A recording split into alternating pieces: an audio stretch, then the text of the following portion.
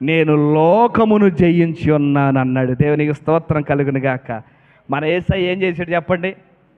ఏమండి, మన యేసయ్య ఏం చేశాడు? లోకములో వచ్చే శ్రమల గురించి మీరు భయపడొద్దు. ఎందుకు తెలుసా? నేను లోకమును, చెప్పండి, నేను లోకమును జయించి ఉన్నాను. దేవునికి స్తోత్రం. మరి ఇప్పుడు యేసయ్యను నమ్ముకున్న దేవుని బిడ్డలు, మరి తండ్రి యొక్క జీన్స్ ఎవరికి వస్తాయండి? తండ్రి యొక్క లక్షణాలు ఎవరికి వస్తాయి చెప్పండి? పక్కింటి వాళ్ళకి వస్తాయా? ఎవరికి వస్తాయి చెప్పండి? తండ్రి గారు నల్లగా ఉన్నాడు అనుకోండి, తనకు పుట్టినటువంటి బిడ్డ ఎలా పుడతాడు? ఎర్రగా పుడతాడా?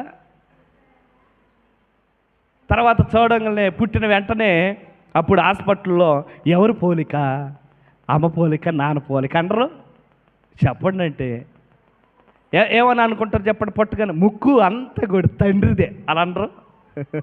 ముక్కు అంతా, అదిగా ముక్కు, చెవులు, ఎంత పొటకంత తండ్రి పొటకే అనరు?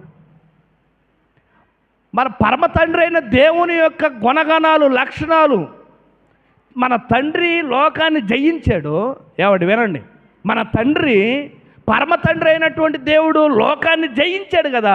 మరి తండ్రి బిడ్డలైనటువంటి మనం లోకంలో ఓడిపోతాం. మనం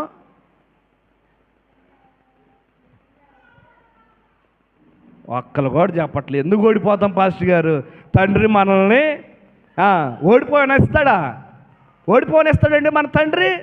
ఆయన ఎలా గెలిచాడో, ఆయన మరణాన్ని గెలిచాడు, మరణపు ముళ్ళును విరిచాడు, ఆయన బండను గెలిచాడు, ఆయన సాతాను కట్లు ఓడించాడు, ఆయన జయించాడు.